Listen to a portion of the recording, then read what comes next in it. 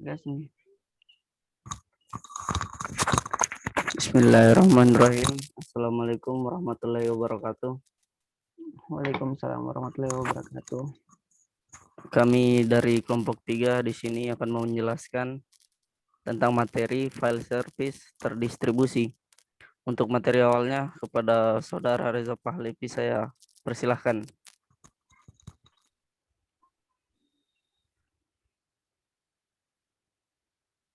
Ya, file service adalah file system yang mendukung sharing files dan resource dalam bentuk penyimpanan persisten di sebuah network. File server pertama kali di-develop pada tahun 1970 dan soon NFS atau Network File System menjadi DFS, Distributed File Service pertama yang banyak digunakan setelah awal kemunculannya di tahun 1985. Ya, ini adalah skema DVS di mana sebuah file server menyediakan file server ke klien. Nah, dari sisi klien terdapat interface untuk file service dalam operasi primitive file. Seperti membuat file, menghapus, dan membaca atau menulis. Kemudian komponen terus sudah. Oke, terima kasih atas penjelasannya. Untuk materi selanjutnya kebetulan saya sendiri perkenalkan, nama saya Muhammad Hadram Yusuf. Di sini saya akan menjelaskan apa itu komponen file service terdistribusi.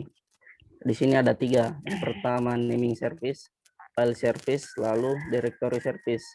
Saya akan menjelaskan apa itu file service. File service merupakan pengoperasian dari masing-masing file atau file service adalah suatu perincian atau pelayanan dari file system yang ditawarkan pada komputer klien.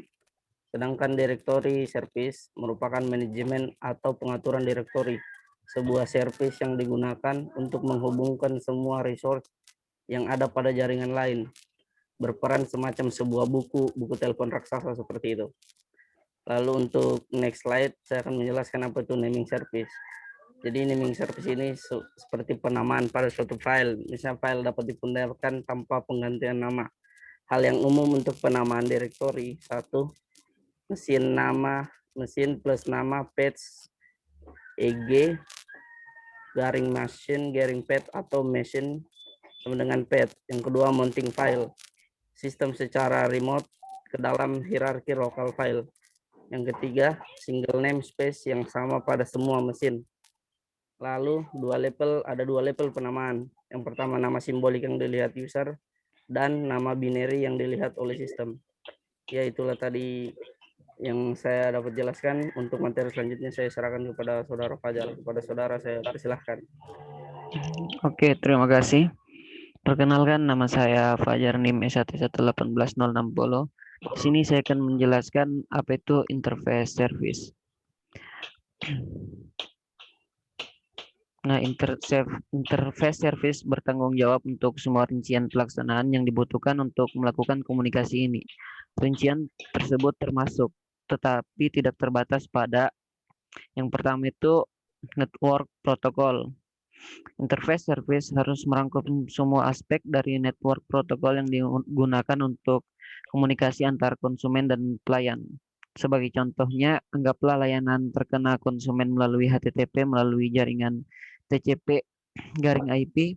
Anda dapat menerapkan interface service sebagai komponen ASP.NET diterbitkan ke URL terkenal.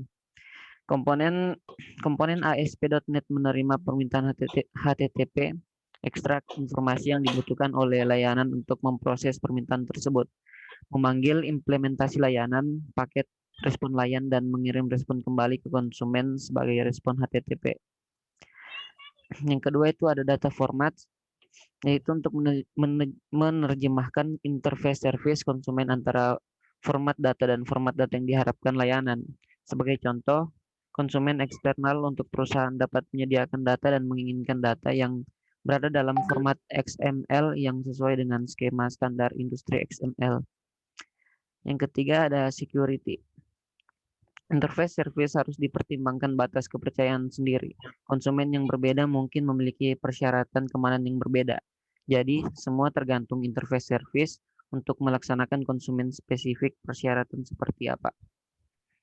Nah, yang terakhir ada service level agreements. Interface service memiliki peran signifikan dalam memastikan bahwa pelayanan memenuhi komitmen tingkat layanan untuk satu set khusus konsumen.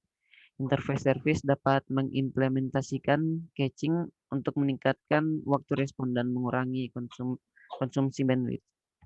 Mungkin itu saja materi yang dapat saya bawakan. Saya kembalikan ke moderator. Ya, terima kasih telah menjelaskan materi yang kebetulan sudah terakhir.